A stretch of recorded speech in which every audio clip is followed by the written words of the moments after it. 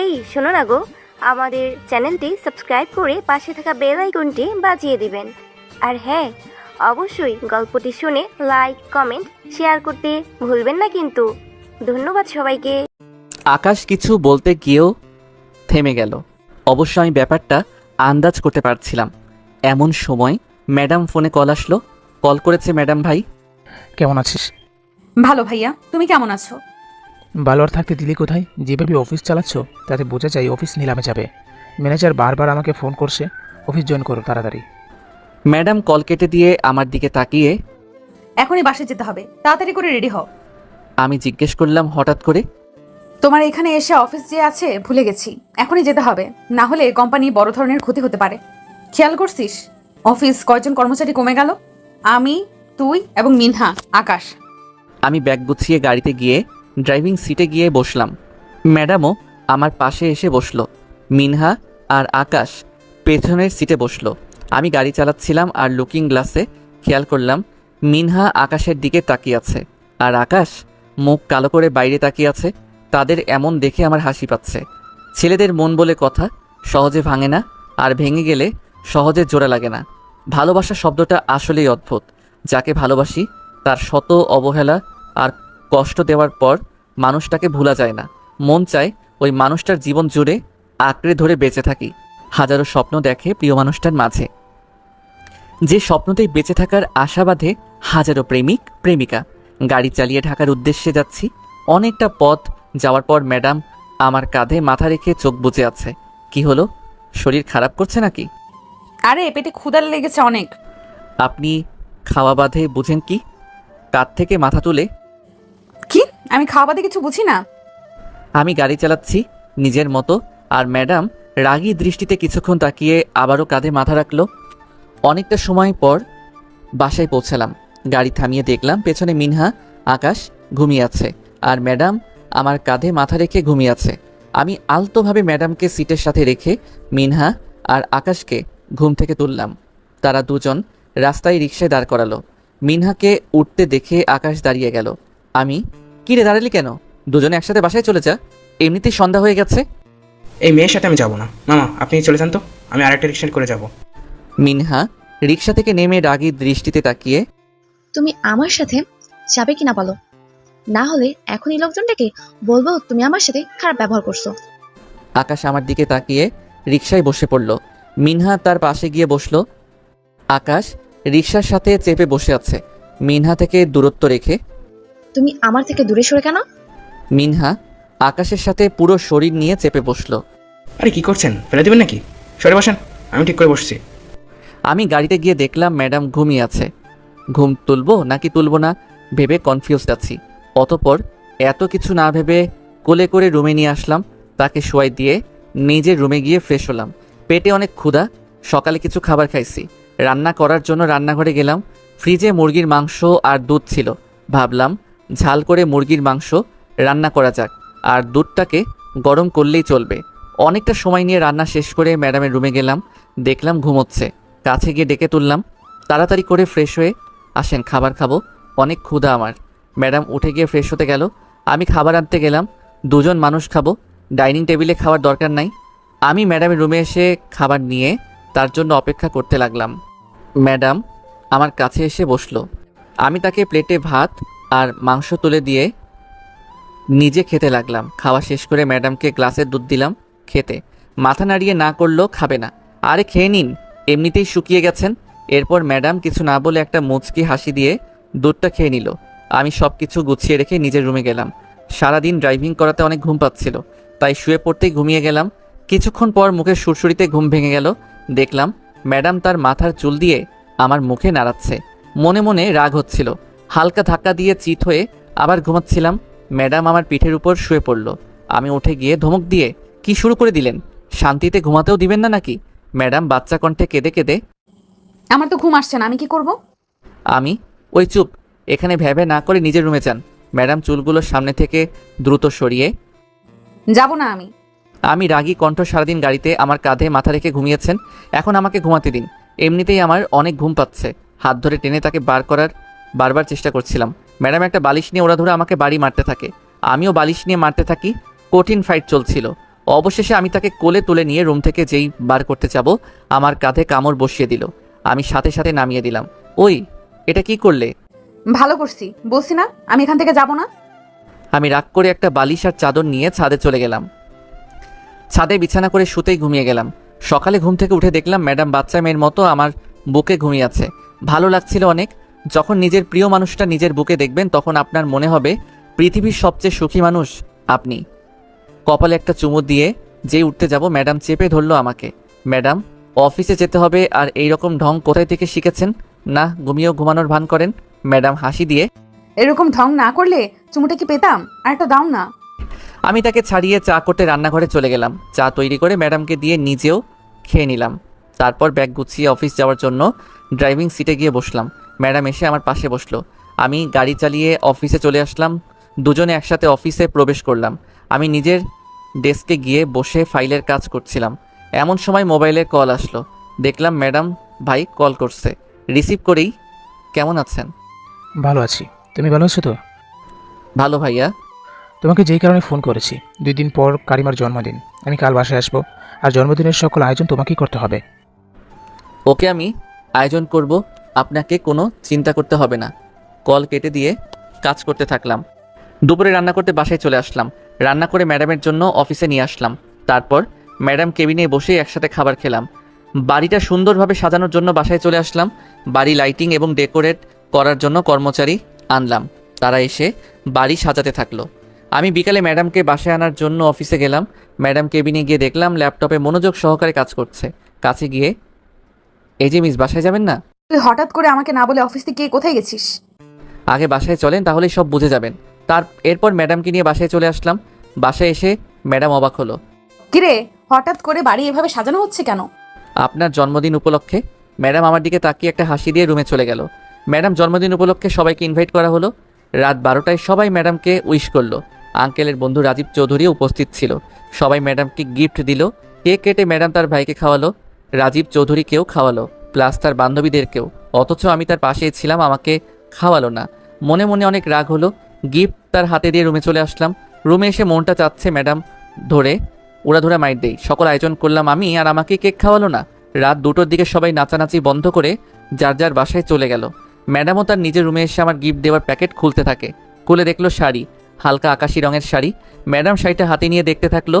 Wow, এত সুন্দর শাড়ি! এরকম কাপড় আমি আজ পর্যন্ত কোনো মার্কেটে দেখিনি। আমার জান পাখিটা কোথায় পেলো এমন কাপড়? পাগলটা মনে হয় রাগ করে আছে আমার প্রতি। ম্যাডাম দেখলো একটা চিরকুটের সাথে একজোড়া কানের দুলও আছে। চিরকুট খুলে পড়তে থাকলো। এত সুন্দর নতুন জীবনের আশায় আনন্দ ভরে উঠুক আপনার আগামী দিনগুলো। ভালোবাসার অন্তর ছোঁয়াতে ফুটে উঠুক তোমার জীবন। কৃষ্ণচূড়া ফুলের মতন সবার নয়ন জুড়ে থাকো, হৃদয় জুড়ে। আর ভালোবেসে থাকো শুধু আমার জীবন জুড়ে। পড়া শেষ করে চিরকুটে একটা চুমু দিল। আমি শুয়ে শুয়ে মোবাইল চাপছিলাম। কিছুক্ষণ পর ম্যাডামকে আমার রুমে আসতে দেখে আমি অবাক আর মুগ্ধ চোখে তাকিয়ে রইলাম। ম্যাডাম কাছে এসে, এই মিস্টার, কেমন লাগছে আমাকে? অন্তত সৌন্দর্য রাজকন্যা আপনি। আপনি এতটাই সুন্দর যে যেই সৌন্দর্যে আসক্ত হতে আমি বারবার জন্ম নিতে চাই। হঠাৎ করে কবি হয়ে গেলা নাকি? ম্যাডাম শাড়ি আর কানে দুল, পায়েল আর আমার দেওয়া গিফটগুলো পরে আমার সামনে দাঁড়িয়ে অনেক সুন্দর লাগছিল তাকে। এখানে আসছেন কেন? এত কষ্ট করলাম আমি, আর আমাকে কেক খাওয়ালে না। আমার থেকে সামনে চলে যান।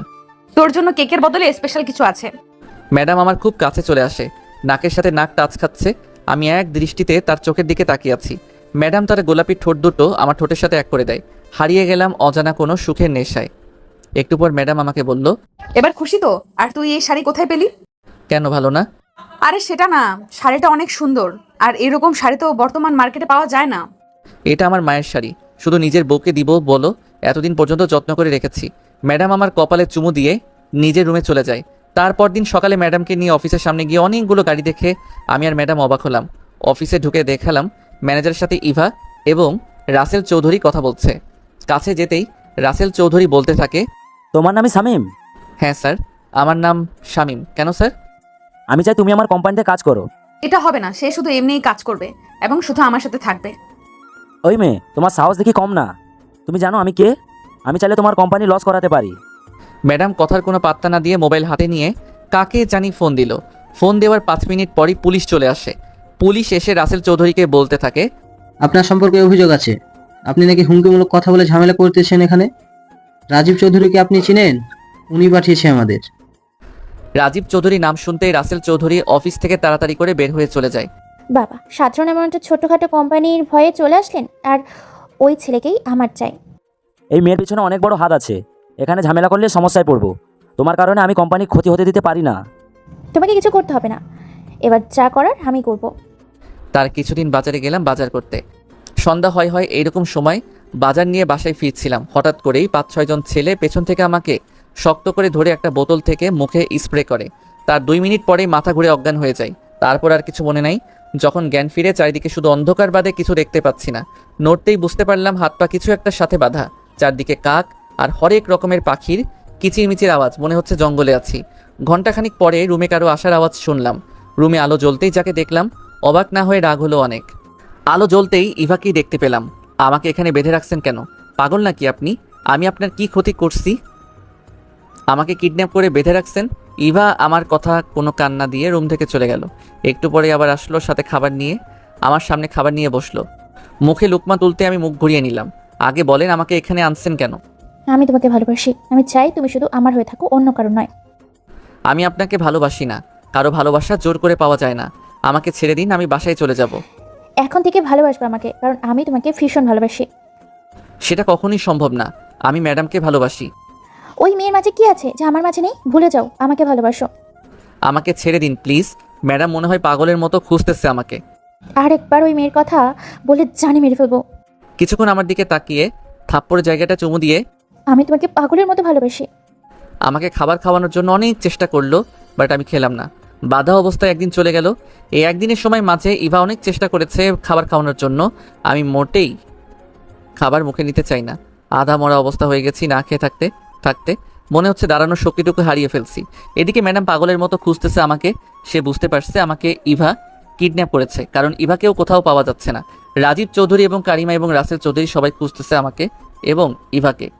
5-6টা থানায় পুলিশদের ইনফর্ম করা হয়েছে খোঁজার জন্য, কিন্তু কোথাও কোনো হদিস পাওয়া যাচ্ছে না।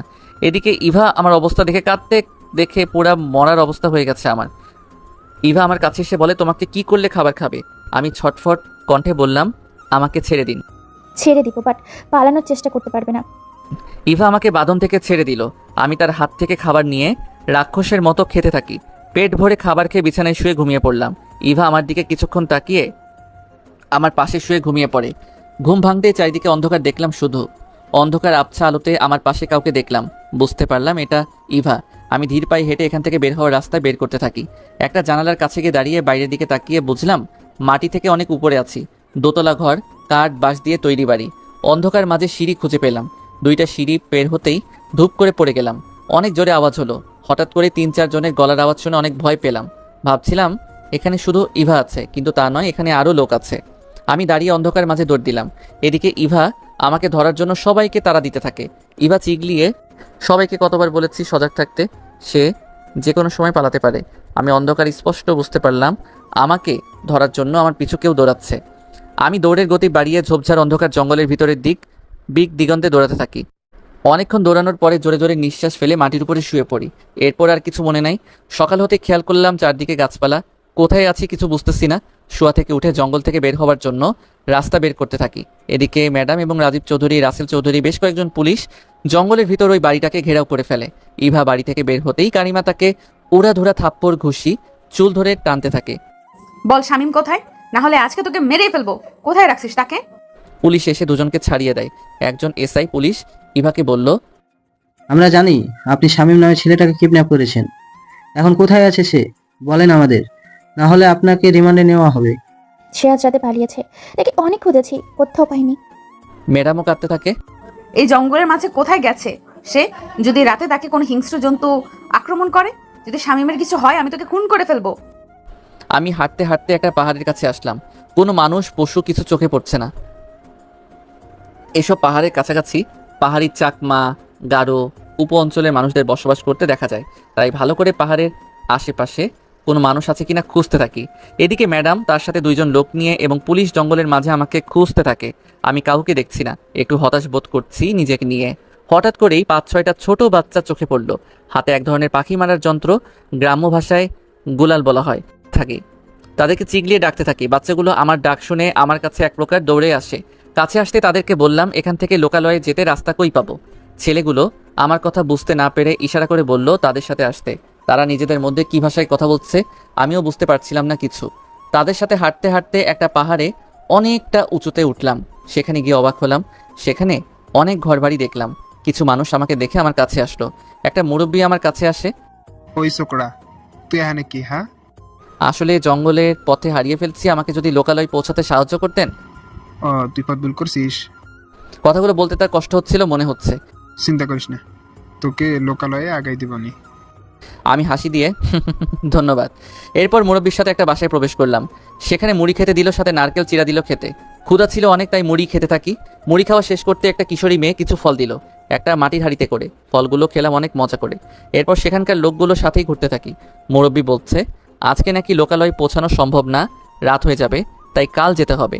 পাহাড়ি অঞ্চলে বিকাল হওয়া মানেই রাত হয়ে যাওয়া, তাই সেখানে মানুষ খুব ভোরে নিজেদের প্রয়োজনে কাজে লেগে পড়ে। বিকাল হয় এমন অবস্থা 5-6 জন পুলিশ এখানে আসতে দেখে অবাক হলাম। সবাই পুলিশকে দেখে বাড়ি থেকে বের হয়ে জড়ো হলো। আমি পুলিশের কাছে যেতেই, ওই মিয়া, আপনাকে জঙ্গল জুড়ে খুঁজতে খুঁজতে আমাদের অবস্থা বেহাল, আর আপনি এখানে? আমাকে দেখেই একটা পুলিশ ফোন করে ম্যাডামকে আমার কথা জানায়। লোকালয় পথ জানতে এখানে এসে পড়েছি। এরপর পুলিশ তাদের প্রধানকে এখানে আসতে বলে। এরপর একটা মুরব্বি আসে, কানে গলায় অনেক অলংকার পরিধান করা। পুলিশ তাকে বলে, আমরা রাতটা এখানে থাকবো। মুরব্বি কিছু না বলে একটা লোকের সাথে কিছু কথা বলে চলে গেল। তার কিছুক্ষণ পর ম্যাডাম এসে আমাকে দেখেই দৌড়ে এসে জড়িয়ে ধরে পাগলের মতো গালে, ঠোঁটে, গলায় চুমু দিতে থাকে। তুই ঠিক আছিস তো? আমি তাকে ছাড়িয়ে আমি ঠিক আছি। পুলিশগুলো একটা ঘরে থাকতে দিল, আমাকে আর ম্যাডামকে একটা ঘরের ছোট্ট রুমে থাকতে দিল। রাতে শুয়েছিলাম, এমন সময় ম্যাডাম বলতে থাকে, তুই জানিস তোকে না পেয়ে আমি পুরো ভেঙে পড়েছিলাম। মনে হচ্ছিল এই জীবনে এর কোনো মূল্য নেই। তুই ছাড়া আমি সত্যিই একা পৃথিবীতে।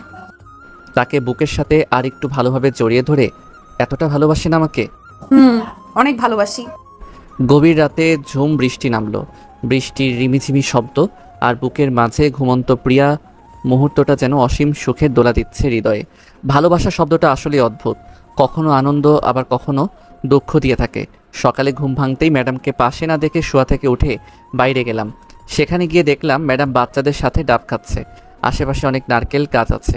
বাচ্চারা ডাব পেড়ে দা দিয়ে কেটে উপের একটা ছোট্ট ফটো রেখে ম্যাডামকে দিচ্ছে খেতে। আমি ম্যাডামের কাছে গেলাম। আমাকে দেখে, নাও তুমি খাও। আমি হাতে নিয়ে খেলাম অনেক মিষ্টি পানি। অবশেষে বাচ্চাগুলোর কাছ থেকে বিদায় নিয়ে বাড়ির উদ্দেশ্যে হাঁটতে শুরু করলাম। লোকালয়ে এসে গাড়ি করে আমি আর ম্যাডাম বাসায় চলে আসি। বাসায় আসতে আসতে রাত হয়ে যায়। রাতে হালকা খাবার খেয়ে ঘুমিয়ে পড়লাম।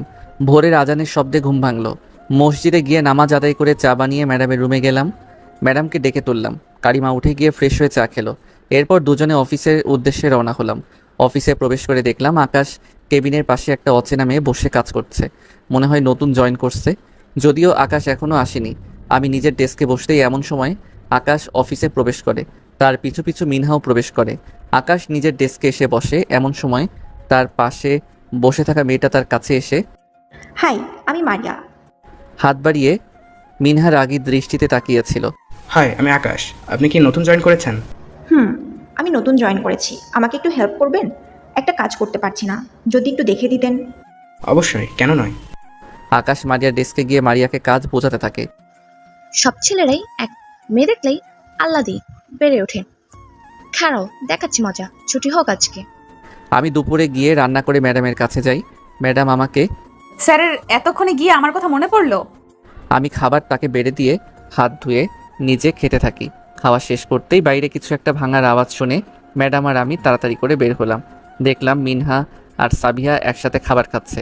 তাদের পায়ের কাছে একটা গ্লাস ভেঙে পড়ে আছে। তাদের থেকে একটু দূরে মারিয়া আর আকাশ একসাথে খাবার খাচ্ছে। ম্যাডাম কিছু না বলে আবার চলে গেল। অবশ্য ব্যাপারটা বুঝতে পারছে ম্যাডাম, তাই হয়তো কিছু বলেনি। আকাশকে অন্য একটা মেয়ে পাশে রেখে মিনহা রেগে গ্লাসটা ভেঙেছে। আমি নিজের কেবিনে এসে বসে কাজে মনোযোগ দিলাম। এমন সময় মারিয়া আমার কাছে এসে, হাই, আমি মারিয়া। আমি শামীম। আপনি দেখি খুব চুপচাপ থাকেন, আর দুপুরে তো খাবার খেতেও দেখলাম না। হঠাৎ করে কই চলে গেলেন? আসলে আমার বউয়ের জন্য রান্না করতে বাসায় যেতে হয়। আপনার বউ আবার কে? সেটা তাহলে অনেক ভাগ্যবান, জামাইয়ের হাতে রান্না খেতে পারে। আর কেউ নয়, আপনার অফিসের বস ম্যাডাম। ওমা, তাহলে ম্যাডাম আপনার বউ? ম্যাডাম আমার বউ। আরও কিছুক্ষণ কথা বলে মারিয়া তার নিজের কেবিনে চলে যায়। অফিস ছুটি হতেই মিনহা অফিসের বাইরে দাঁড়িয়ে থাকে। আকাশ অফিস থেকে বের হতেই মিনহা তার কলার ধরে। চল আমার সাথে। আকাশ প্রথমে রাগ দেখাতে গিয়েও কেন জানি থমকে গেল। দেখলো মিনহার চোখে পানি। আকাশ কিছু না বলে মিনহার সাথে যেতে থাকে চুপচাপ। মিনহা রিক্সা করে আকাশকে নিয়ে একটা নদীর ধারে চলে আসে। একটা নীরব জায়গায় দাঁড়িয়ে বিকালে পড়ন্ত সূর্যের দৃশ্যের দিকে তাকিয়ে আছে দুজনে। একটা কথা জিজ্ঞাসা করবো, ডিরেক্ট উত্তর দিবা। আকাশ মাথা নাড়িয়ে হ্যাঁ জানালো। তুই কি আমাকে ভালোবাসিস? আকাশ মাথা নাড়িয়ে না জানালো। মিনহা কিছুক্ষণ তাকিয়ে থেকে চলে যেতে থাকে। আকাশ পেছন থেকে হাতটা ধরতেই ছাড় আমাকে, না হলে থাপ্পড় দিব। আকাশ কোনো কথা শুনলই না। হঠাৎ করেই ঠাস। ছাড় আমাকে। আকাশ থাপ্পড় খেয়ে মিনহাকে ছটকা মেরে জড়িয়ে ধরে শক্ত করে। মিনহা কিছুক্ষণ ছটফট করে ছুটার জন্য, একটু পরে শান্ত হয়ে আমাকে ভালোবাসো না? অনেক ভালোবাসি, বিয়ে করতে চাই তোমাকে। করবে বিয়ে আমাকে? করব, আমার কিছু কথা মেনে চললে। কি কথা? মিনহা আকাশের বুকে কাছে হাতের আঙ্গুল গুনে গুনে দেখিয়ে। প্রথমে কোনো মেয়ের সাথে কথা বলতে পারবে না, আর আমাকে কষ্ট দিবে না। আমাকে ভীষণ ভালোবাসতে হবে। আর আছে কোনো? আর কি থাকতে পারে? হ্যাঁ, বিয়ের পর অনেকগুলো বাচ্চা দিতে হবে। আমি দিব কি করে? বাচ্চা তো দেয় মেয়েরা। মেয়েরা দেয়, বাট ছেলেদেরও। বলতে গিয়েও থেমে গেল। আচ্ছা বাদ দাও, এখন বলো তুমি আমার সব কথাতে রাজি কিনা? রাজি। কপালে আলতোভাবে চুমু দিল। এরপর দুজনে সন্ধ্যার রাস্তায় দুজনে হেঁটে চলছে বাড়ির উদ্দেশ্যে। আমি বাড়িতে এসে রেস্ট নিয়ে রান্না করে ম্যাডামের রুমে গেলাম। রুমে যেতেই ম্যাডামের কাছে এসে রেগে, যা বলবো তা করবি, না হলে কপালে খারাপ কিছু আছে। আরে চলেন আগে খাবার খাই। তোর খাওয়ার গুষ্টি গেলাই, আগে যেটা বলিস সেটা কর। ওই চেয়ারটাতে গিয়ে বস। মনে মনে ভূতে ধরেছে নাকি আজকে আবার? চেয়ারে বসতেই ম্যাডাম আমার হাত পা চেয়ারের সাথে বাঁধতে থাকে। এই যে এসব কি করছেন? বাঁধছেন কেন আমাকে? বাধা শেষ হতে কোমরে হাত দিয়ে ভিলেনের মতো দাঁড়িয়ে আমার দিকে রাগী দৃষ্টিতে তাকিয়ে আছে। তারপর একটা লাঠি হাতে নিয়ে নিজের এক হাত দিয়ে অন্য হাতে আস্তে করে বারবার বাড়ি দিয়ে ভাব নিচ্ছে আজকে আমাকে লাঠি দিয়ে পিটাবে। আমি ভয়ে ঢোক গিললাম। সত্যি সত্যি ভূতে ধরছে না তো? ম্যাডাম, আপনি আমাকে মারবেন নাকি? মেয়েদের সাথে কিসের কথা এত তোর? একবার কিডন্যাপ হয়েছিস, আবার কিডন্যাপ হবি নাকি? যেখানে যাস সেখানেই মাইয়া পটাস। বলেই একটা বাড়ি দিল। মা গো! ম্যাডাম কি শুরু করে দিলেন? আপনি দেখি সত্যি সত্যি মারছেন আমাকে। আমি কোন মেয়ের সাথে কথা বলছি? নতুন করে মেয়েটা জয়েন করলো, তুই মেয়েটার সাথে হেসে হেসে কথা বলছিস, আর মেয়েটাও দাঁত বের করে হাসছিল। মেয়ে নিচে থেকে আমার সাথে এসে কথা বলছে, তাতে আমার দোষ কোথায়? তাই বলে এত হেসে হেসে কথা বলতে হবে কেন? আজ এইটা ঢং না করে ছাড়েন আমাকে। ম্যাডাম গিট খুলে দিয়ে ছাদের দিকে চলে গেল। যেখানে বাড়ি দিছে সেখানে হাত দিয়ে ডলতে থাকি। পুরা পাগল, এত জোরে বাড়ি দেয় কাউকে? দাগ হয়ে গেছে। আমি রাগ করে না খেয়ে গিয়ে নিজের রুমে গিয়ে শুয়ে পড়ি। অনেকক্ষণ শুয়ে মোবাইল চাপতে চাপতে পেটে ক্ষুধা লাগে অনেক। খাবারগুলো তো ম্যাডাম রুমে রেখে এসে পড়েছিলাম। আমি ম্যাডাম রুমে গেলাম, দেখলাম ম্যাডাম রুমে নাই। যেখানে খাবারগুলো রাখা ছিল সেখানেই পড়ে আছে। এই মেয়েটা বড্ড অভিমানী, কিছু বললেই আকাশটা অভিমান করে, তাও শুধু আমার প্রতি। ছাদে গিয়ে দেখি দাঁড়িয়ে এক মনে কোথাও তাকিয়ে আছে। খোলা চুলগুলো কোমর থেকে একটু উপরে ছড়িয়ে আছে। আমি কাছে গিয়ে রুমে চলেন খাবার খাবো। ম্যাডাম আমার দিকে তাকালো। আমি স্পষ্ট খেয়াল করলাম চোখে পানি, মনে হয় কাঁদছে। আমি খাবো না, তুই যা এখান থেকে। আমি একটা ভাব নিয়ে চলে যাচ্ছিলাম, একটু গিয়ে ম্যাডাম পেছনে চুপি চুপি দাঁড়িয়ে রইলাম। দেখলাম ম্যাডাম কাঁদতেছে। আমি পেছন থেকে গিয়ে জড়িয়ে ধরে, এটুকু ব্যাপার নিয়ে এত অভিমান কেন আপনার? ধাক্কা দিয়ে সরিয়ে দিল। আমি ফ্লোরে গিয়ে বসে পড়লাম। যা এখান থেকে, তুই ওই মেয়ের কাছে যা, আমার কাছে আসবি না। আমি কান ধরে, আমার ভুল হয়েছে, ক্ষমা করে দাও। ম্যাডাম ভেঙচি কেটে সামনের দিকে ঘুরে গেল। আমি গিয়ে আবার পেছন থেকে জড়িয়ে ধরে কি করতে হবে আমাকে? মহারানী রাগ ভাঙানোর জন্য ম্যাডাম ছুটার জন্য ছটফট করতে থাকে। আমি শক্ত করে ধরে পিঠের জামাহীন জায়গাটাতে চুমু দিলাম। ম্যাডাম একটু পর শান্ত হয়ে যায় আর ঘন ঘন নিঃশ্বাস ফেলতে থাকে। আমি তাকে ছাড়িয়ে সামনে দাঁড়িয়ে তার দিকে তাকিয়ে রইলাম। আমি কষ্ট পাবো এমন কথা কখনো বলবা না। আপনি দেখেন তো কি করছেন? বাড়ি দেওয়া জায়গাটা দেখিয়ে। সরি, আমি বুঝতে পারিনি। ক্ষত জায়গাটায় স্পর্শ করলো আমার দিকে তাকিয়ে। সরি, সত্যি আমি বুঝতে পারিনি। মেয়েদের থেকে দূরে থাকবা। চলেন এখন খাবার খেতে হবে, আমার অনেক ক্ষুধা। আমাকে কোলে করে নিয়ে যাও। দূর, আপনাকে পারবো না কোলে করে নিয়ে যেতে, আপনি অনেক মোটা। কি আমি মোটা? আর কিছু বলতে না দিয়ে কোলে তুলে নিলাম। মোটামুটি ভালোই ওজন। কোলে করে রুমে নিয়ে আসলাম, দুজনে একসাথে খাবার খেলাম। আমি নিজের রুমে এসে ঘুমিয়ে পড়লাম। সকালে ঘুম ভাঙলো আজানের শব্দে। আজকে ম্যাডামকে নামাজ আদায় করতে বলবো। গুটি গুটি পায়ে হেঁটে ম্যাডাম রুমে গেলাম। ঘুম থেকে ডেকে তুললাম।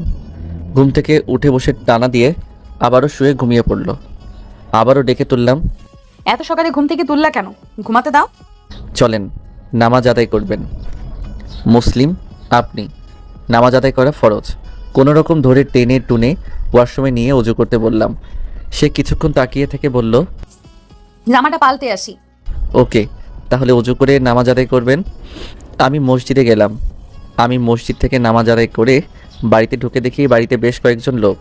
চেহারা দেখে মনে হচ্ছে কোনো একটা বিষয়ে খুব চিন্তিত। দেখলাম ইভার বাবাও আছে। আমাকে দেখেই, বাবা, তুমি আমার সাথে একটু হাসপাতালে চলো। আমার মেয়ে তোমার কারণে বিষ খেয়ে ফেলেছে। সেন্স ফেরার পর থেকেই তোমাকে খুঁজছে। আঙ্কেল আমি পারবো না যেতে। আপনার মেয়ে আমাকে বেঁধে রেখে একদিন না খাইয়ে রাখছে। ম্যাডাম কাছেই দাঁড়িয়েছিল। বাবা প্লিজ চলো, মেয়েটা মনে হয় মরেই যাবে।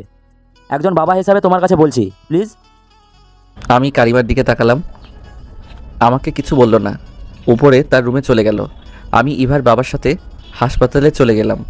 হাসপাতালে গিয়ে ইভাকে কাছে গিয়ে, আপনার কি মাথায় সমস্যা আছে? আমি তো আপনাকে ভালো করে চিনিও না, ভালোবাসবো দূরের কথা, আর কখনো ভালোবাসতে পারবো না, কারণ আমি ম্যাডামকে ভালোবাসি।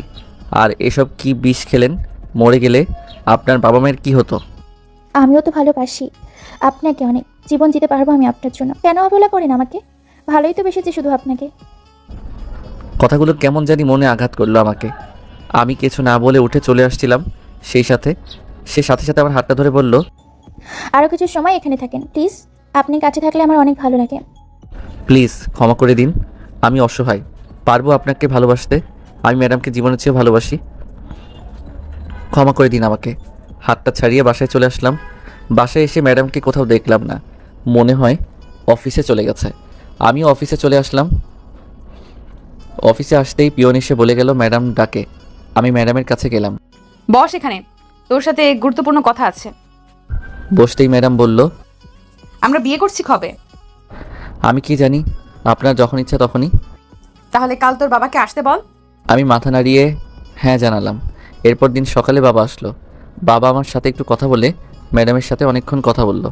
বিয়ের সকল আয়োজন এখানে হবে, আর বাসর ঘরে হবে গ্রামে, সেখানে যেতে হবে ম্যাডামকে। বিয়ের আয়োজনে সকলকে ইনভাইট করা হলো। বিয়ে বাড়িতে পুলিশও ইনভাইট করা হয়েছে।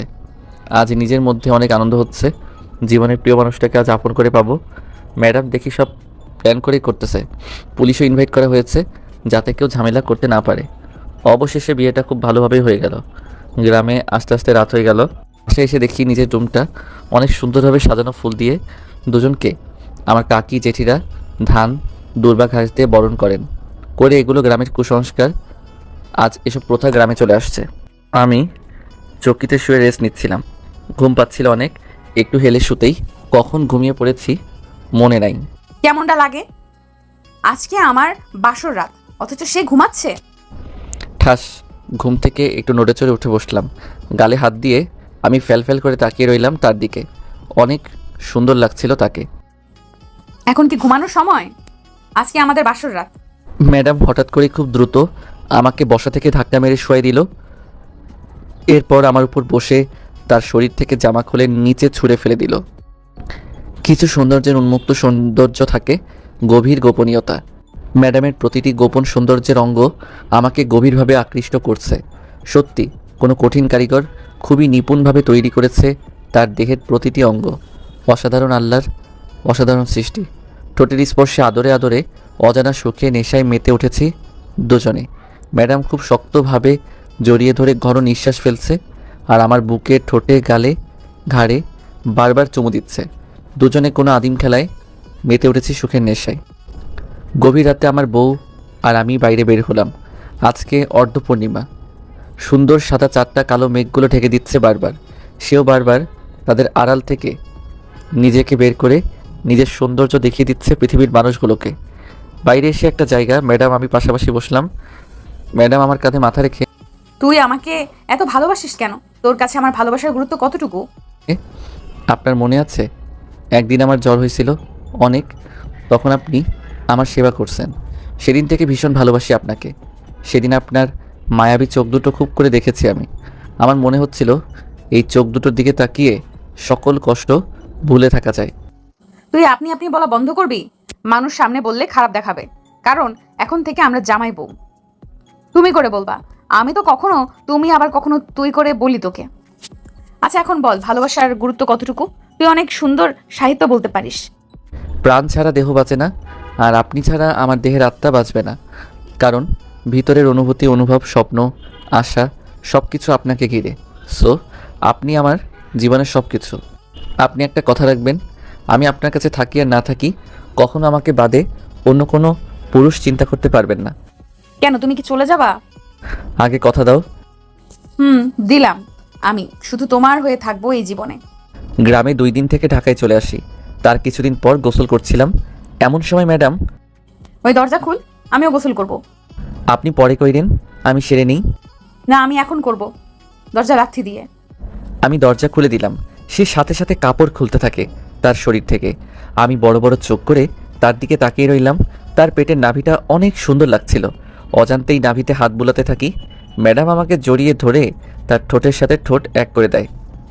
এভাবে দুজন দুজনের প্রতি গভীর ভালোবাসার মধ্য দিয়েই 3টা মাস চলে যায়। একদিন রাতে ম্যাডাম শুয়ে মোবাইল চাপছিল। হঠাৎ তার কাছে একটু ভিডিও আসে। এত রাতে কি আবার ভিডিও পাঠালো? ভিডিওটা টাচ করে ম্যাডাম যা দেখলো তা দেখার জন্য প্রস্তুত ছিল না। হঠাৎ করে ম্যাডাম মনে হচ্ছিল সে জীবন্ত অবস্থাতেই মরে গেছে। মোবাইলটা ছুঁড়ে মারল, চুল ধরে চিৎকার করতে থাকে, কারণ ভিডিওটি ছিল ইভার সাথে আমার সেক্সুয়াল ভিডিও। ম্যাডাম চিৎকার শুনে আমিও ছাদ থেকে দৌড়ে রুমে যাই। গিয়ে দেখি হাউমাউ করে কাঁদতেছে কারিমা। আমি কাছে গিয়ে স্পর্শ করতেই ঠাস সমানে 4-5টা থাপ্পড় দিল। আই এম তো অবাক, আবুলের মতো দাঁড়িয়ে তার দিকে তাকিয়ে রইলাম। এমন সময় হঠাৎ করে মোবাইল ফোন আসলো।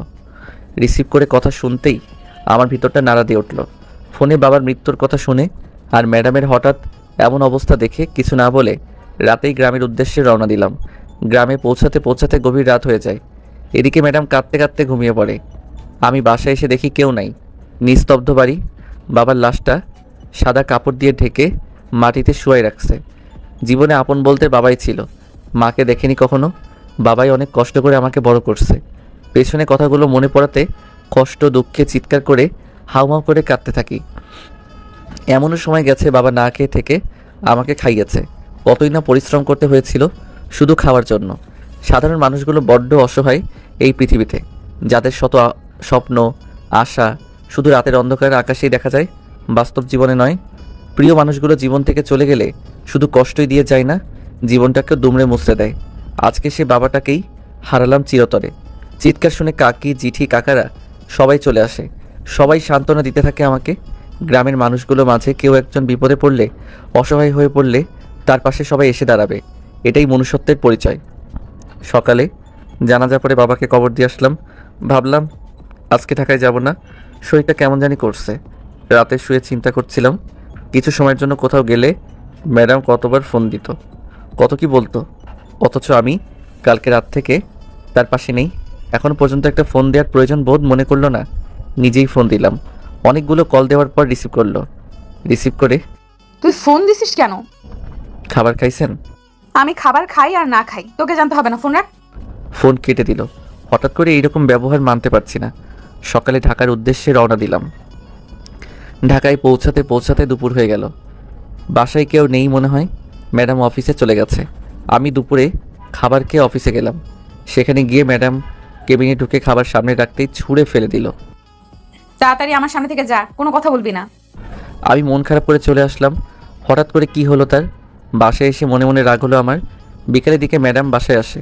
বিয়ে হওয়ার পর থেকে তার রুমেই থাকি। রুমে ঢুকে আমার কাছে এসে, ওই রুম থেকে বের হ। বের হব না, আগে বলেন আপনার হয়েছেটা কি? বের হ রুম থেকে। আমিও দিলাম থাপ্পড়, কথা নাই বার্তা নাই। হঠাৎ করে খারাপ ব্যবহার করবেন? কি পাইছেন আমাকে?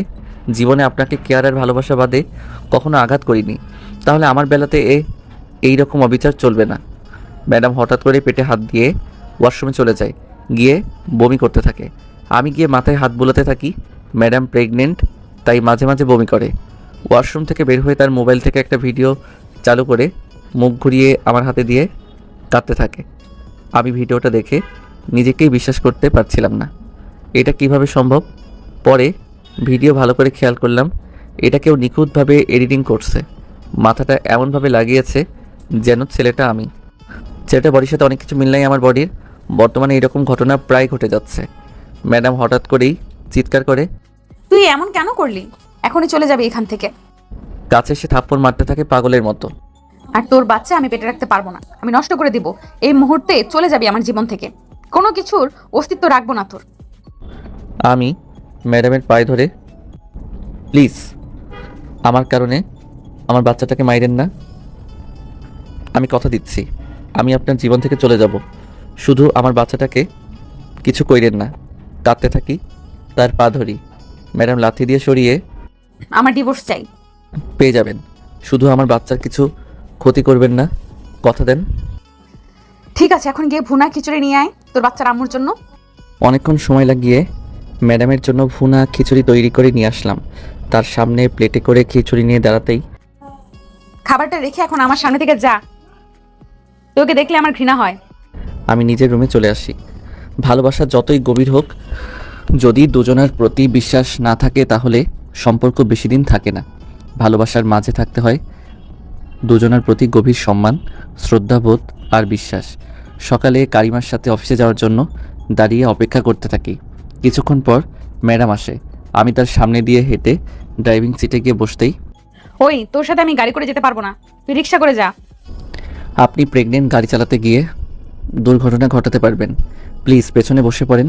এরপর কিছু না বলে চুপচাপ গাড়িতে বসে পড়ে আমি গাড়ি চালিয়ে অফিসে নিয়ে আসলাম। ম্যাডাম গাড়ি থেকে নেমে অফিসে চলে গেল। আমি গাড়ি সেফে রেখে নিজের ডেস্কে গিয়ে বসলাম। এমন সময় আকাশ কাছে এসে একটা কার্ড দেয় হাতে। দেখলাম বিয়ের কার্ড। পরে দেখলাম আকাশ আর মিনহার বিয়ে। আমি হাসি দিয়ে, কংগ্রেটস। ভাই তাড়াতাড়ি চলে আসিস, তোকে আমার পাশে চাই। ওকে, চলে আসবো। বিয়ে কালই হবে, তাই যেতে হবে। মিনহা অফিসে সকল মেয়েদের ইনভাইট করেছে, আর আকাশ ছেলেদের। ডেস্কে বসে কাজ করতে করতে দুপুর হয়ে যায়। আমি বাড়িতে এসে রান্না করলাম, এরপর সাথে করে ম্যাডামের জন্য নিয়ে আসলাম। ম্যাডাম কেবিনে ঢুকে খাবার সামনে দিয়ে চলে আসছিলাম। ওই শোন, নেক্সট টাইম থেকে অনুমতি নিয়ে আসবি। একটু দাঁড়া, দেখি কি আনছিস। ম্যাডাম দেখলো ভাত আর মাছ তরকারি, রাগী দৃষ্টিতে তাকিয়ে, জানিস আমি প্রেগনেন্ট, একটু রুচিসম্মত খাবার আনা গেছিল না।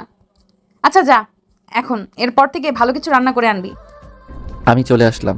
আকাশ আর মিনহাকে একসাথে খেতে দেখে তাদের কাছে না গিয়ে সাবিহার কাছে বসলাম। সাবিহার সাথে একটু কথা বলে খাবার খেয়ে নিজের ডেস্কে বসে কাজ করতে থাকলাম। অফিস ছুটি হওয়ার পর গাড়ির সামনে দাঁড়িয়ে ম্যাডামের জন্য অপেক্ষা করতে থাকি। দেখলাম ম্যাডাম, সাবিহা আর মিনহা, আকাশ একসাথে আসছে। আরে সবাই একসাথে? কিরে আকাশ, তোদের বিয়ের মার্কেট এখনো হয়নি? ভাই আমার হয়ে গেছে, মিয়া নাকি এখনো কাপড় কেনার বাকি আছে, তাই সাথে করে আমাকে নিয়ে যাচ্ছে। এরপর সবাই একসাথে করে মার্কেটে আসি। সবাই একজন আরেকজনের সাথে কথা বলে কাপড় চোপড় কিনতেছে। আমি মন খারাপ করে একপাশে দাঁড়িয়ে আছি। আমারও কিছু কাপড় কিনা দরকার। কিছু সময় খুঁজে একটা হালকা আকাশি রঙের শার্ট কিনলাম আর দামি একটা প্যান্ট কিনলাম। এরপর রাত 11টার দিকে বাসায় আসলাম। এরপর দিন সকালে বিয়েবাড়িতে যাওয়ার জন্য রেডি হলাম। রেডি হয়ে বাইরে বের হতেই ম্যাডাম আমাকে দেখে, আবার কোন মেয়ের সাথে নষ্টামি করার জন্য সাজুগুজু করে বের হচ্ছিস? বিয়েবাড়িতে যাচ্ছি আমি। এই জন্যই তো এত ভাব নিয়ে যাচ্ছিস, যাতে মেয়েদের সাথে লুচ্চমি করতে পারিস। মাথা নিচু করে মন খারাপ করে বাইরে চলে আসি। রিক্সার জন্য দাঁড়িয়ে রইলাম। ওই ভিডিওটা নিয়ে হাজার বোঝালো ম্যাডাম বুঝবে না, বিনিময়ে থাপ্পড় বাদে কিছু পাবো না। মেয়েরা চোখ দিয়ে দেখে, যেটা বিশ্বাস করে সেটা সহজেই মিথ্যা মানতে চায় না, বুঝতে চায় না চোখে দেখা সত্য মিথ্যা হতে পারে বা থাকতে পারে লুকানো কোনো চক্রান্ত বা ফন্দি। রিক্সা করে আকাশদের বাসায় আসলাম। বাসায় ঢুকে দেখলাম মোটামুটি অনেক মানুষ আছে। আকাশ আমাকে দেখে আমার কাছে এসে কাঁধে হাত রেখে সোফায় বসতে বলে একজনকে বলল আমাকে মিষ্টি দিতে। বেশ অনেকক্ষণ বসে থাকতেই দেখলাম আকাশ বিয়ের পাঞ্জাবি আর মুখে রুমাল দিয়ে রুম থেকে বের হলো। এরপর একসাথে মিনহাদের বাসায় আসলাম। বাড়ির সামনেই কালারিং কাপড় দিয়ে গেট বানিয়ে রাখছে, আর গেটের সামনেই টেবিলে রেখে দাঁড়িয়ে আছে অনেক মেয়ে, কোনো ছেলে নাই। দেখলাম ম্যাডামও আছে সামনে। সবাই মেকআপ করে আছে, সব আটা ময়দার সুন্দরী। আমি আর আকাশ একসাথে গিয়ে টেবিলের সামনে দাঁড়ালাম। আমাদের সাথে আরও অনেক ছেলে মেয়ে আছে। একটা মেয়ে বলল, দুলা ভাই আপনি চেয়ারটাতে বসেন। আকাশ সামনে রাখা চেয়ারটাতে বসে পড়ল। মেয়েটা কাটা চামচ দিয়ে একটা মিষ্টি মুখের সামনে ধরলো। আকাশ যে হা করে মুখে দিতে যাবে সাথে সাথে সরিয়ে নিল, আর সবাই হাসতে থাকে। আবার মুখের সামনে ধরতে আমি দ্রুত হাতটা ধরে আকাশের মুখে মিষ্টি তুলে দিলাম। মেয়েটা একটু রাগী দৃষ্টিতে তাকালো, কিন্তু মুহূর্তেই আবার হাসতে থাকে। আর ম্যাডাম কেমন একটা রাগের মাঝেই ঘৃণার দৃষ্টিতে তাকিয়ে আছে। আমি তারপরও তাকিয়েও না তাকানোর ভাব নিলাম। একটা মেয়ে সবাইকে উদ্দেশ্য করে, সবাই শুনেন আপনারা, গেট দিয়ে জামাইকে নিয়ে যেতে হলে টাকা দিতে হবে। সো টাকা পরিমাণ আমরা মুখে বলবো না, ওই যে গ্লাসে কিছু কাগজ আছে এগুলো থেকে একটা তুলুন, যত টাকা আসবে তত টাকা দিতে হবে। আচ্ছা বুঝলাম, তাহলে পাশের গ্লাসটাতে কিসের কাগজ? মেয়েটা বলল, পাশের গ্লাসে কাগজগুলোতে কিছু প্রশ্ন লেখা আছে। যদি সঠিক উত্তর দিতে পারেন তাহলে টাকার পরিমাণ থেকে অর্ধেক নেওয়া হবে, যদি না পারেন তাহলে টাকার বেশি দিতে হবে। আমি আকাশকে বললাম গ্লাস থেকে কাগজ তুলতে। সে ইশারা করে বলল আমাকে তুলতে। আমি একটা কাগজ তুললাম, খুলে দেখলাম 50,000 টাকা। একটা মেয়ে থাবা দিয়ে কাগজটা হাতে নিয়ে, 50,000 টাকা দিতে হবে দিতে হবে। আকাশ আমাকে কানাকানি ফিসফিস করে। আরেকটি অপশন আছে টাকা কামানোর, যদি প্রশ্ন সঠিক উত্তর দিতে পারি, আর পারলে আরও দিতে হবে টাকা, বুঝে নে তুলব কিনা কাগজ। সে মাথা নাড়িয়ে তুলল কাগজ। আমি একটা কাগজ তুললাম। সবাই উকি দিতে থাকে কি প্রশ্ন। 3 অক্ষরের নাম তার, খাইতে লাগে তিতা, মাঝের অক্ষর বাদ দিলে খাইতে লাগে মিঠা। বলেন তো কী হবে? আমার মাথায় কিছু আসছে না। আমাদের সাথে একটা ছেলে বললে এটা করলা হবে। আমরা সবাই চিগলিয়ে খুশিতে আমাদের উত্তর সঠিক। অবশেষে অনেক বিতর্কের পর 20,000 টাকা দিয়ে গেটে দিয়ে বিয়ে বাড়িতে প্রবেশ করলাম। খাওয়া দাওয়া আরও অনেক অনুষ্ঠান আর বিয়ে হওয়ার কবুল বলতে বলতে সন্ধ্যা হয়ে রাত হয়ে গেছে। মেয়েরা কবুল বলার সময় এত ঢং কেন করে আমার মাথায় আসে না। এমন সময় ম্যাডাম কাছে এসে, আমার শরীর খারাপ করতেছে, আমাকে বাসায় নিয়ে চল। আমি বাইরে এসে একটা রিক্সা থামিয়ে একসাথে বসে বাসায় চলে আসলাম। আমি রুমে এসে ঘুমিয়ে পড়লাম। এভাবে আরও 4টি মাস চলে যায়। এই 4 মাসে ম্যাডাম হাজার অপমান আর অনেক থাপ্পড় পেতে হয়েছে। তবে ইদানিং কার সাথে যেন হেসে হেসে কথা বলতে দেখি, কিন্তু কার সাথে কথা বলে বুঝতে পারছি না। রাতে শুয়েছিলাম, হিসু করার জন্য ওয়াশরুমে গেলাম। ওয়াশরুম থেকে বেরিয়ে ম্যাডামকে দেখতে গেলাম। ম্যাডামের পেট অনেক বড় হয়েছে, বাচ্চা হওয়ার দিনও কাছাকাছি চলে আসছে। তাই আমি খুব খেয়াল রাখি ম্যাডামের শত অপমান অবহেলার পর যাতে বাচ্চার কোনো ক্ষতি না হয়। আমি ম্যাডামের রুমের সামনে যেতেই ম্যাডাম ফোনে কথা বলতেছে। আরে কোনো চিন্তা করো না তুমি, আমি ডিভোর্স দিব না, শুধু বাচ্চা হওয়ার অপেক্ষা।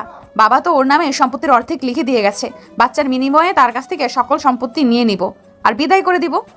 কথাগুলো শুনে আমার চোখ থেকে আপনা আপনি পানি ঝরতে থাকে। রুমে এসে কাঁদতে থাকি। সত্যিই খুব কষ্ট হচ্ছে। যাকে এতটা ভালোবাসি তার কাছে এইরকম আশা করব মানা যায় না। খুব করে কাঁদতে থাকি। জীবন তখনই বিষাদময় হয়ে ওঠে যখন প্রিয় মানুষটার ভালোবাসার পেছনে যদি থাকে শুধু স্বার্থ। রাতে কাঁদতে কাঁদতে ঘুমিয়ে পড়ি। ভেবে নিয়েছি নিজের বাচ্চাকে নিয়ে অনেক দূরে চলে যাব এই মানুষটা থেকে। একদিন রাতে ম্যাডাম খুব করে প্রসব বেদনায় ছটফট করতে থাকে, চিৎকার করতে থাকে। পরে তাকে হাসপাতালে নিয়ে যাই। সেখানে ইমার্জেন্সি অপারেশন থিয়েটারে নিয়ে যাওয়া হয় ম্যাডামকে। অনেকক্ষণ বসে থাকার পর ডাক্তার কাছে এসে হাসি দিয়ে, আপনার স্ত্রী ও বাচ্চা সুস্থ আছে। বাচ্চা ছেলে না মেয়ে? আপনার মেয়ে বাচ্চা হয়েছে। আমি বাচ্চাটাকে দেখে অনেক আনন্দ হচ্ছে। অনেকটা তার মায়ের মতোই দেখতে হয়েছে। আমি বাচ্চাটা সযত্নে বুকে তুলে নিয়ে বাসায় চলে আসি। এরপর গ্রামের উদ্দেশ্যে একটা প্রাইভেট কার ভাড়া করে চলে আসতে থাকি। বাচ্চাটাকে কোলে দেখে ড্রাইভার বলতে থাকে, বাচ্চা চুরি করে নিয়ে আসছেন নাকি? চুরি করে নিয়ে আসছি, তবে আমার নিজের বাচ্চা। স্যার আপনার কথা বুঝলাম না, নিজের বাচ্চা কেউ কি চুরি করে আনে? সে তুমি বুঝবে না। এদিকে ম্যাডাম জ্ঞান ফেরার পর থেকেই পাগলের মতো বাচ্চা খুঁজতে থাকে, চিৎকার করতে থাকে, আমার বেবি কই? আপনার বেবি মনে হয় আপনার স্বামী নিয়ে গেছে। ম্যাডাম চিৎকার করে কাঁদতে থাকে। কোথায় নিয়ে গেছে? সেটা আমরা বলতে পারবো না। আপনি এভাবে নড়াচড়া করবেন না, নাহলে পেটে ব্যথা করবে। আমার বেবি চাই। আমার বেবির চেহারাটাও দেখতে দিল না, বেঈমান কোথাকার। আমি আমার বেবি চাই, আমাকে বাসায় নিয়ে চলেন। আপনাকে এখন যেতে দিতে পারবো না, আজকে রেস্ট নিন, কাল চলে যাবেন। কারিমা বাচ্চা হওয়ার কথা শুনে রাসেলও দেশে ফিরে আসছে। আপনার মোবাইলটা একটু দিতে পারবেন? ম্যাডাম আমার মোবাইলে কল দেয়। বাট বন্ধ বলে। ম্যাডাম কান্না করতে থাকে। আমি গাড়িতে বসে বাচ্চার চেহারাটা দেখে মনটা কেমন শান্ত লাগছে আমার। একটা অন্যরকম ভালো লাগা কাজ করছে। শান্ত হয়ে ঘুমাচ্ছে আমার বেবিটা। আমি বাচ্চা নিয়ে বাসায় চলে আসি। ঘরে ঢুকতেই আমার বেবি চিৎকার করতে থাকে। আমি সান্ত্বনা দিতে থাকি, কাঁদে না বাবু, এই তো তোমার বাবা তোমার সাথে। মনে হয় ক্ষুধা লাগছে, তাই কাকির কাছে নিয়ে গেলাম। আরে তুই এমন ছোট্ট বাচ্চা কোথা থেকে নিয়ে আসছিস? আমার কাছ থেকে কোলে নিয়ে বাচ্চাটার বুকে লাগছে মনে হয় অনেক। আরে রে রে রে রে, কাঁদে না, এর মা কোথায়? তুই কি পাগল? এমন দুধের বাচ্চা নিয়ে আসছিস? বাচ্চাটার মায়ের দরকার দুধের জন্য। কয়েকদিন আগে তোর বোনের বেবি হয়েছে, আমি তার কাছেই বাচ্চা নিয়ে গেলাম, তুই বস এখানে। আমার শরীর খারাপ করতেছে, আমাকে বাসায় নিয়ে চল। আমি বাইরে এসে একটা রিক্সা থামিয়ে একসাথে বসে বাসায় চলে আসলাম। আমি রুমে এসে ঘুমিয়ে পড়লাম। এভাবে আরও 4টি মাস চলে যায়। এই 4 মাসে ম্যাডাম হাজার অপমান আর অনেক থাপ্পড় পেতে হয়েছে। তবে ইদানিং কার সাথে যেন হেসে হেসে কথা বলতে দেখি, কিন্তু কার সাথে কথা বলে বুঝতে পারছি না। রাতে শুয়েছিলাম, হিসু করার জন্য ওয়াশরুমে গেলাম। ওয়াশরুম থেকে বেরিয়ে ম্যাডামকে দেখতে গেলাম। ম্যাডামের পেট অনেক বড় হয়েছে, বাচ্চা হওয়ার দিনও কাছাকাছি চলে আসছে। তাই আমি খুব খেয়াল রাখি ম্যাডামের শত অপমান অবহেলার পর যাতে বাচ্চার কোনো ক্ষতি না হয়। আমি ম্যাডামের রুমের সামনে যেতেই ম্যাডাম ফোনে কথা বলতেছে। আরে কোনো চিন্তা করো না তুমি, আমি ডিভোর্স দিব না, শুধু বাচ্চা হওয়ার অপেক্ষা। বাবা তো ওর নামে সম্পত্তির অর্ধেক লিখে দিয়ে গেছে, বাচ্চার বিনিময়ে তার কাছ থেকে সকল সম্পত্তি নিয়ে নিব আর বিদায় করে দিব। কথাগুলো শুনে আমার চোখ থেকে আপনা আপনি পানি ঝরতে থাকে। রুমে এসে কাঁদতে থাকি। সত্যি খুব কষ্ট হচ্ছে। যাকে এতটা ভালোবাসি তার কাছে এরকম আশা করব মানা যায় না। খুব করে কাঁদতে থাকি। জীবন তখনই বিষাদময় হয়ে ওঠে যখন প্রিয় মানুষটার ভালোবাসার পেছনে যদি থাকে শুধু স্বার্থ। রাতে কাঁদতে কাঁদতে ঘুমিয়ে পড়ি। ভেবে নিয়েছি নিজের বাচ্চাকে নিয়ে অনেক দূরে চলে যাব এই মানুষটা থেকে। একদিন রাতে ম্যাডাম খুব করে প্রসব বেদনায় ছটফট করতে থাকে, চিৎকার করতে থাকে। পরে তাকে হাসপাতালে নিয়ে যাই। সেখানে ইমার্জেন্সি অপারেশন থিয়েটারে নিয়ে যাওয়া হয় ম্যাডামকে। অনেকক্ষণ বসে থাকার পর ডাক্তার কাছে এসে হাসি দিয়ে, আপনার স্ত্রী ও বাচ্চা সুস্থ আছে। বাচ্চা ছেলে না মেয়ে? আপনার মেয়ে বাচ্চা হয়েছে। আমি বাচ্চাটাকে দেখে অনেক আনন্দ হচ্ছে। অনেকটা তার মায়ের মতোই দেখতে হয়েছে। আমি বাচ্চাটা সযত্নে বুকে তুলে নিয়ে বাসায় চলে আসি। এরপর গ্রামের উদ্দেশ্যে একটা প্রাইভেট কার ভাড়া করে চলে আসতে থাকি।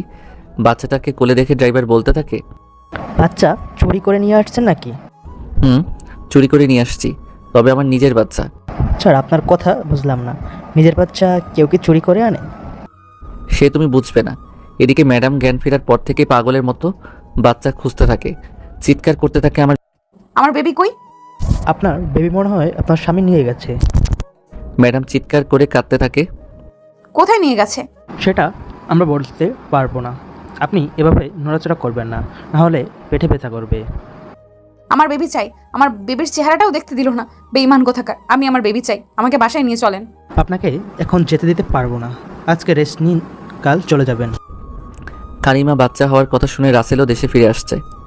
আপনার মোবাইলটা একটু দিতে পারবেন? ম্যাডাম আমার মোবাইলে কল দেয়, বাট বন্ধ বলে। ম্যাডাম কান্না করতে থাকে। আমি গাড়িতে বসে বাচ্চার চেহারাটা দেখে মনটা কেমন শান্ত লাগছে আমার। একটা অন্যরকম ভালো লাগা কাজ করছে। শান্ত হয়ে ঘুমাচ্ছে আমার বেবিটা। আমি বাচ্চা নিয়ে বাসায় চলে আসি। ঘরে ঢুকতেই আমার বেবি চিৎকার করতে থাকে। আমি সান্ত্বনা দিতে থাকি, কাঁদে না বাবু, এই তো তোমার বাবা তোমার সাথে। মনে হয় ক্ষুধা লাগছে, তাই কাকির কাছে নিয়ে গেলাম। আরে তুই এমন ছোট্ট বাচ্চা কোথা থেকে নিয়ে আসছিস? আমার কাছ থেকে কোলে নিয়ে বাচ্চাটার বুকে লাগছে মনে হয় অনেক। আরে রে রে রে রে, কাঁদে না, এর মা কোথায়? তুই কি পাগল? এমন দুধের বাচ্চা নিয়ে আসছিস? বাচ্চাটার মায়ের দরকার দুধের জন্য। কয়েকদিন আগে তোর বোনের বেবি হয়েছে, আমি তার কাছেই বাচ্চা নিয়ে গেলাম, তুই বস এখানে। আমি কাকি, আমার বেবি কই? তোর বেবি তোর বোনের কাছে। তুই এরকম দুধের বাচ্চা নিয়ে কি করবি? বাচ্চা একটু পরপর দুধ খাওয়ানো লাগবে, তাই আনিনি সাথে করে। দেখ তুই এই দুধের বাচ্চা তার মায়ের কাছে নিয়ে যা, বাচ্চাটার মায়ের দরকার। কাকি সেটা কখনো সম্ভব না। কি বলবো বুঝতেছি না, তাই মিথ্যা বলতে থাকি। এই বাচ্চা মেরে ফেলবে। বাচ্চা মায়ের কাছে নিয়ে গেলে সে অনেক বড় কাহিনী, পরে বলবো। এখন অনেক ক্ষুধা লাগছে, যদি। আরে এভাবে বলিস কেন? আমি তো তোর মায়ের মতোই। আমি খাবার খেয়ে আমার বেবিকে দেখার জন্য কাকির সাথে তার মেয়ের কাছে গেলাম। দেখলাম আমার মেয়েটা ঘুমোচ্ছে, তার বাচ্চা পাশে। আমি কাকি আর বোনকে বললাম আমার বাচ্চাটাকে বড় করতে যদি একটু সাহায্য করতেন। আমি এটা আমার বাচ্চা আর এর জীবন বাঁচাতেই এর মায়ের কাছ থেকে চুরি করে নিয়ে আসছি। এরপর তাদের কাছে সম্পূর্ণ ঘটনা খুলে বললাম। কাল আমার খোঁজে কেউ আসলে বলবেন আমি নেই এখানে, আর আমার বাবা মারা গেছে। তারা আমার কথাতে রাজি হলো। রাতে শুয়ে কারিমার কথা মনে পড়তেই চোখ থেকে পানি ঝরতে থাকে। জীবন অদ্ভুত, কখন কি হবে তাও কেউ বলতে পারবে না। কিছু মানুষ খুবই নিষ্ঠুর হয়, যারা নতুন আনন্দে অর্থাৎ নতুন কারোর মাঝে অতীত আনন্দ ভুলে যায় অতীতের পথ চলা মানুষটাকে। হৃদয় থেকে মুছে নেয় প্রিয় মানুষটার কেয়ারগুলো, তার দুষ্টুমিগুলো, চোখে তৈরি করে নেয় নতুন কোনো মানুষের প্রতিবিম্ব। ধীরে ধীরে ভুলে যায় সেই মানুষটাকে। আর অন্যদিকে অতীতের ভালোবেসে যাওয়া মানুষটা তাকে কিছুতেই ভুলতে পারে না। তার মায়াভরা মুখখানি দেখার জন্য মানুষটা অধীর আগ্রহে অপেক্ষায় থাকে। হয়তো মানুষটা সবার মাঝে কাঁদতে পারে না, কিন্তু রাতের স্বপ্নগুলো তাকে কাঁদায় অতীতের প্রিয় মানুষটাকে ফিরে পেতে। হৃদয় আলপনা আঁকে কষ্টের অনুভূতি। ম্যাডাম আর রাসেল একসাথে হসপিটালে থেকে বাসায় আসে। বোনের বাচ্চা হারানো আর্তনাদ যেন আমার প্রতি তার অসীম রাগ হয়ে উঠেছে রাসেলের। ম্যাডাম তার রুমে এসে দেখে তার খাটের উপর কিছু কাগজ পড়ে থাকতে দেখলো। হাতে নিয়ে দেখলো ডিভোর্স পেপার আর সম্পত্তির দলিল, আর সাথে একটা চিরকুট খুলে পড়তে থাকে। স্বপ্নের আকাশে উড়ে বেড়ানো ভালো লাগার স্বপ্নগুলো একসময় তিক্ততার অনুভূতি হয়ে ওঠে জীবন পথে। এর কারণ হয়তো আমরা নিজেই বা জীবনের আপন মানুষগুলো। চিরকুটে হাতে নিয়ে পড়তে থাকে, চলে গেলাম আপনার জীবন থেকে অনেক দূরে, ভালো থাকবেন আপনি। 2টা লাইন শুধু লেখা ছিল। ম্যাডাম অশান্ত হয়ে কাঁদতে থাকে। পরে আমার খোঁজে গ্রামে আসে, কিন্তু পাইনি আমাকে।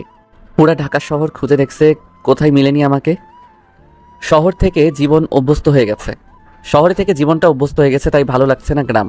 কিন্তু আমাকে যে থাকতেই হবে নিজের মেয়েটার জন্য। একটু বড় হলেই আবার বন্ধুদের সাহায্যে গ্রামে একটা সাধারণ ব্র্যাক স্কুলে চাকরি পেলাম। মাসে 12,000 টাকা দিবে। চাকরি কনফার্ম করে বাসায় আসলাম।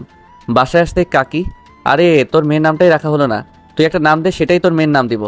আমি অনেক ভেবে বললাম রাহিমা সুলতানা বলে ডাকবেন। মায়ের নামের সাথে মিল রেখে রাখলাম। তাকে একটা হাসি দিয়ে চলে গেল। গ্রামে থেকেই বছর পেরোতে থাকে, কিন্তু আমার মন টানে ইট পাথরের শহরে। দেখতে দেখতে 3টা বছর চলে যায়। আমার মেয়েটাও এখন হাঁটতে পারে আর কথাও বলতে পারে, বাট স্পষ্ট ভাষায় নয়। এদিকে কারিমা তার বাচ্চা হারানোর বেদনা আর আমাকে না দেখার যন্ত্রণা তাকে মানসিকভাবে ভেঙে দিয়েছিল। তার ভাই রাসেল বোনের এমন অবস্থা দেখে দেশেই থেকে যায়, আর বিদেশ যায়নি।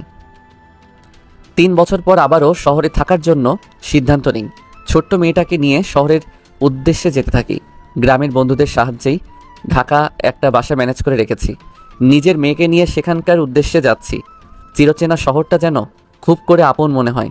এই 3 বছরে কারিমাকে কখনো দেখিনি, কিন্তু একটা মুহূর্তের জন্য তাকে ভুলে থাকতে পারিনি। শহরে এসে একটা জবের জন্য কতখানি ঘুরলাম, বাট কোথাও কাজ পাচ্ছি না। একদিন রাত করে ফোনে মেয়ের সাথে কথা বলে বাসায় ফিরছি। আব্বু তাড়াতাড়ি বাসায় আসো, আমার একা ভালো লাগে না। আব্বু এখনই চলে আসবো, তুমি বসে টিভি দেখো।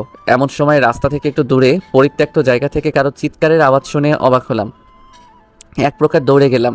দেখলাম একটা ছেলে একটা মেয়ের সাথে জোরাজোরি করছে। তার সাথে দাঁড়িয়ে আছে আরও কয়েকজন ছেলে। এখন সেখানে গেলে নিশ্চিত মাইর খেতে হবে, আর মেয়েটা বিপদে সাহায্য না করে এখান থেকে চলে যাওয়াটা কাপুরুষের লক্ষণ। চিন্তায় পড়ে গেলাম, এখন কি করব। পকেটে হাত দিয়ে বাঁশি হাতে নিলাম। মেয়ের জন্য এক প্রকার বাঁশি কিনছিলাম, এখন এটাই কাজে লাগানো যাক। আমি নিজেকে একটু লুকিয়ে বাঁশিতে ফু দিতে থাকি, যাতে পুলিশ ভেবে চলে যায়। দেখলাম ছেলেগুলো এক প্রকার দৌড়ে কোথাও পালিয়ে গেছে। আমি মেয়েটার কাছে গেলাম। সে আমাকে দেখে চমকে ওঠে, আর আমি তাকে দেখে অনেক রাগ হলো। সেটা আর কেউ না, ইভা। দেখলাম তার শরীর প্রায় উলঙ্গ, জামা টেনে ছিঁড়ে ফেলছে ছেলেটা। তোর মতো মেয়ের সাথে এরকমই হওয়া উচিত। জীবনে কি পেয়েছিস আমার জীবনটাকে নষ্ট করে? তোর জন্য আমার মেয়ে আজ মাহীন। আমার সুন্দর জীবনটাকে তুই নষ্ট করে দিয়েছিস। কথাগুলো বলে এক প্রকার কাঁদতে থাকি। কাঁদতে কাঁদতে শরীর থেকে শার্ট খুলে তার হাতে দিয়ে পেছনে ফিরে চলে আসছিলাম। ইভা দৌড়ে এসে আমার পায়ে পড়ে। প্লিজ আমাকে ক্ষমা করে দাও, আমি তোমাকে অনেক খুঁজেছি মাপ চাওয়ার জন্য। আমি তাকে লাথি মেরে ফেলে দিয়ে তোর কোনো কথা শুনতে চাই না। ইভা আবার আমার কাছে এসে, প্লিজ একটিবার আমার কথাগুলো শোনো, অন্তত কারিমার জন্য। আমি দাঁড়িয়ে গেলাম। আমি অনেক দিন যাবৎ ক্যান্সার রোগে আক্রান্ত। একাধিক ছেলের সাথে মেশার কারণে বাঁচবো কতদিন জানি না। আমার ফেক ভিডিওর কথা কারিমাকে বলে দিয়েছি। তারপর থেকে কারিমা তোমাকে পাগলের মতো অনেক খুঁজেছে, কিন্তু পাইনি। সে এখন মানসিকভাবে অসুস্থ, সাধারণ একটা রুমে বন্দি হয়ে থাকে, পড়ে থাকে, কারোর সাথে কথা বলে না। এর জন্য আমি দায়ী, প্লিজ আমাকে মাফ করে দাও। আর তোমাকে অনেক খুঁজেছি আমি, মাপ চাওয়ার জন্য। কারোর জন্য খারাপ কিছু করতে চাইলে তার কখনো ভালো হয় না, খারাপই হয়। এরপর বাসায় চলে আসি। রুমে ঢুকতেই কোমরে হাত দিয়ে আমার মেয়েটার আগে দৃষ্টিতে তাকিয়ে দাঁড়িয়ে আছে। আমি কোলে নিয়ে এই নাও তোমার জন্য বাসি। ছোট্ট বাচ্চা চকলেট বাসিতে রাগ অভিমান শেষ। আজ মনটা হাহাকার করছে কারিমাকে দেখার জন্য। কখনো ভাবিনি এরকম হবে। আমি তো ভেবেছিলাম হয়তো নতুন কারো মাঝে খুশিতে আছে, এখন দেখি আমার জন্য নিজেকে পৃথিবীর মানুষগুলো থেকে গুটিয়ে নিয়েছে। ভাবলাম কাল যাবো ওকে দেখার জন্য। মনের ছটফট আর দুশ্চিন্তা, আমি নিজেই পাগল হয়ে যাব না হলে। এরপর দিন সকালে কারিমা বাসার সামনে দাঁড়াতেই দারোয়ান এক প্রকার দৌড়ে বাসার দিকে চলে গেল। এরপর তার সাথে রাসেল আর সাথে একটা মেয়ে দৌড়ে আসে। আমি আমার মেয়েকে কোলে নিয়ে দাঁড়িয়েছিলাম গেটের সামনে। রাসেল আমার কাছে এসে জড়িয়ে ধরে, ভাই আমার বোনটা দিন দিন মরে যাচ্ছে, চলো এবার কথা বলো। যেন তার মুখ থেকে বের হইতে চাইছে না, অনেক বড় একটা চাপা কষ্টে বলছে কথাগুলো যেন তার মুখ থেকে বের হতেই চাইছে না, অনেক বড় একটা চাপা কষ্টে বলছে কথাগুলো। আমি মেয়েটাকে কোলে নিয়ে বাসায় প্রবেশ করি।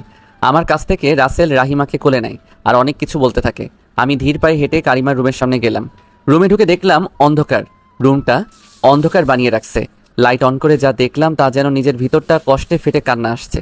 যেই মানুষটাকে এতটুকু অবহেলা করিনি, আজ তার এইরকম অবস্থা দেখে নিজেকে কেমন অপরাধী মনে হচ্ছে। চোখগুলো গর্তে চলে গেছে, কালো দাগ পড়ে গেছে চোখের নিচে, চাপা ভেঙে গেছে, এলোমেলো চুল যেন পাগলের মতো দেখাচ্ছে। শরীরটা অনেক শুকিয়ে গেছে। আমাকে দেখে তাকিয়ে আছে। আমি কাছে গিয়ে দুহাতে গালে ধরতেই ভয়ে ছিটকে সরে গেল। দেখো আমাকে, আমি চলে আসছি, আমি তোমার জান পাখি। জড়িয়ে ধরে কান্না করে দিলাম। আমার থেকে ছুটতে চাইছে, আরও শক্ত করে ধরে, প্লিজ এমন করো না, আমি সইতে পারছি না আর, ক্ষমা করে দাও আমাকে। আমি ফুপিয়ে ফুপিয়ে কান্না করতে থাকি। কিছুক্ষণ পর বাচ্চা কণ্ঠে, আবার চলে যাবে না তো আমাকে ছেড়ে? এবার চলে গেলে আমি মরে। বলতে যাবে আমি মুখ হাত দিয়ে আটকে দিলাম। আমার চোখের পানি আলতোভাবে মুছে দিয়ে ঠোঁটে চুমু দিল। হঠাৎ করে আমার বুকে ঘুষি মারতে থাকে। তুমি অনেক পচা, আমার বাচ্চাকেও নিয়ে গেছো। আমি কান্না করে দিলাম। আসলে অনেক কষ্টে ছিল মেয়েটা। আমি ঠোঁটে গালে চুমু দিয়ে, ক্ষমা করে দাও আমাকে। আমার মেয়ে কই? নিচে তোমার ভাইয়ার কাছে। দৌড়ে নিচে গিয়ে মেয়েকে কোলে নিয়ে পাগলের মতো কপালে গালে চুমু দিতে থাকে। আমার মেয়ে অবাক দৃষ্টিতে তাকিয়ে আছে কারিমার দিকে। সে কোল থেকে নেমে আমার কাছে এসে, বাবা এটা কে? তোমার মা বলতেই রাহিমা দৌড়ে গিয়ে কারিমার কোলে ওঠে দুগালে চুমু দিয়ে। আম্মু তুমি এতদিন কই ছিলে? জানো মা, বাবা আমাকে একা রেখে কোথায় চলে যায়। আমার একা থাকতে ভালো লাগে না, এখন থেকে তুমি আমার সাথে থাকবা। কারিমা খুশিতে, আমি এখন সব সময় তোমার সাথে থাকবো। প্রতিটি স্বার্থহীন মায়ের ভালোবাসা অতৃপ্ত, যার ভালোবাসার অপূর্ণতা সত্যি অনেক কষ্টের। আমার মেয়েটাকে যেন আজ অনেক খুশি দেখতেছি। রাসেল আমার কাছে এসে, এটা হচ্ছে আমার বউ, পরিচয় করিয়ে দিল। এরপর সবাই একসাথে ডাইনিং টেবিলে বসলাম খাবার খেতে। অনেক ভালো লাগছে আজ অনেক দিন পর সবাই একসাথে খেতে দেখে। আমি বসা থেকে উঠে মেয়ের পাশে গিয়ে লোকমা তুলে খাবার খাওয়াতে থাকি। তুমি বসে খাও গিয়ে, আমি খাওয়াবো আমার মেয়েকে। নাম কি রাখছো আমার মেয়ের? রাহিমা সুলতানা। একটা হাসি দিয়ে আমার দিকে তাকিয়ে মেয়েকে খাওয়াতে থাকে। খাওয়া দাওয়া শেষ করে আমি কারিমার রুমে এসে শুয়ে পড়লাম। কিছুক্ষণ পর রাসেল এসে, ভাই আমি অফিসে গেলাম। ওকে। রাসেল রুম থেকে বের হতেই রাসেলের বউ, আমার বউ আর রাহিমা তিনজন একসাথে আমার সামনে এসে, চলেন লুডো খেলবো। তোমরা তিনজন খেলো। 4 জন খেলবো, না হলে একটা খালি পড়ে থাকবে, চলেন। এরপর নিচে গিয়ে 4 জনই ফ্লোরে বসে খেলতে থাকি। আমার মেয়ে মারলেই ছক্কা ওঠে। আমি কয়েকবার কেটে দিয়েছি তার গুটি। যতবার কাটছি ততবারই বাবা শুধু আমার গুলোই চোখে দেখে রাগ করে। আমি হাসতে থাকি। এমন সময় মোবাইলে কল আসে। ক্ষমা করে যতটা স্বস্তি আর আনন্দ পাওয়া যায় তা প্রতিশোধ নিয়ে পাওয়া যায় না। যে ক্ষমা করতে জানে সে মন থেকে সুখী মানুষ। তবু মানুষ প্রতিশোধ নেওয়ার জন্য ভালোবাসাগুলো শেষ করে দিচ্ছে। কলটা আননোন নাম্বার, তাই ফোন রিসিভ করে, হ্যালো, কে বলতেছেন? আমি পুলিশ, আপনার নামে খুনের অভিযোগ আছে, তাড়াতাড়ি চলে আসেন। সাথে ঠিকানাও বলে দিল। আমার ভয়ে বুকটা ধুকধুক শব্দটা বেড়ে গেল। কোনো সমস্যা হয়েছে নাকি? আরে না, তোমরা খেলো, আমাকে এক জায়গায় যেতে হবে, কিছুক্ষণের মধ্যে চলে আসবো। আমি পুলিশের ঠিকানা অনুযায়ী বাসে উঠলাম। দেখলাম ইভাদের বাড়ি। বাড়িতে মানুষ নেই, তবে পুলিশ আছে। পুলিশ এসে সাথে করে একটা রুমে নিয়ে গেল। গিয়ে দেখলাম ইভা ফাঁসিতে ঝুলে আছে। ভয়ে বুকটা ধুক করে উঠল। কি ভয়ঙ্কর দৃশ্য! জিহ্বা মুখ থেকে বেরিয়ে ঝুলে আছে, চোখ দুটো বেরিয়ে আসার উপক্রম, কানে রক্ত লেগে আছে।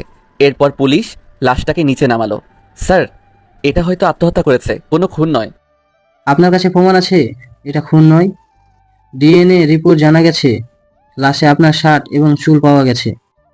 আমি কাল রাতে পুরো ঘটনা বললাম। বিশ্বাস করলো না। মনে মনে রাগ হচ্ছিল ইভার প্রতি।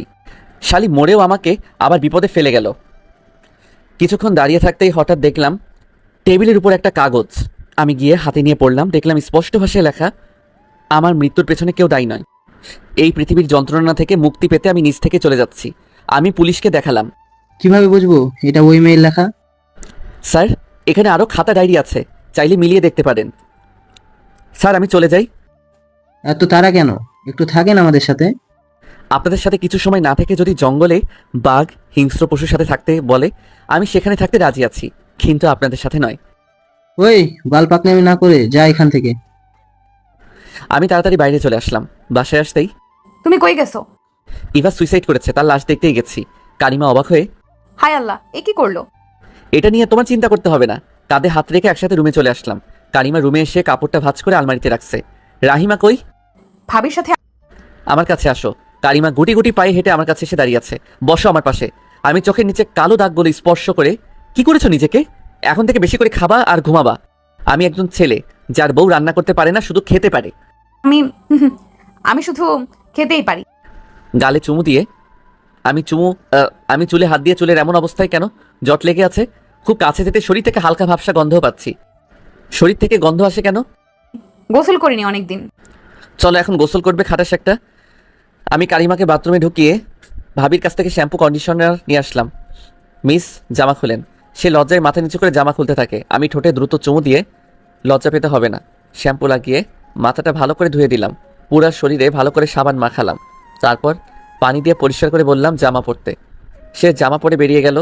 আমি গোসল করে ভাবির কাছে গিয়ে দেখলাম কারিমা মাথায় তেল দিয়ে দিচ্ছে আর রাহিমা ঘুমোচ্ছে। বইয়ের জন্য দেখি 1 মিনিটও একা থাকতে পারেন না। এতদিন থেকেছেন কিভাবে? আমি আমার মেয়ের জন্য আসছি। আমি নালু ভাইয়ের মতো বউয়ের পাগল না, বলেই নিজের রুমে চলে আসলাম। কিছুদিন পর রাতে কারিমা মেয়েকে পড়ানোর জন্য বিছানা মাঝখানে আসন ধরে বসেছে। আমিও কারিমার কাছে গিয়ে গা ঘেঁষে বসলাম। কোনো ডিস্টার্ব করবা না, আমার মেয়েকে পড়াবো। আম্মু বলো তো, অতে আম আম আম পাকা খেতে মজা। আম্মু বলো শরিয়াতে আব্বু। আব্বু দেয় আম্মুকে চুমু। কারিমা গালে চুমু দিলাম। আমার মেয়েও হাসছে। এখান থেকে গেলাম। আমি রুম থেকে বাইরে চলে আসলাম। ভাবলাম একটু বাইরে থেকে হেঁটে আসি, তাই রাস্তায় বেরিয়ে একা একা হাঁটতে থাকি।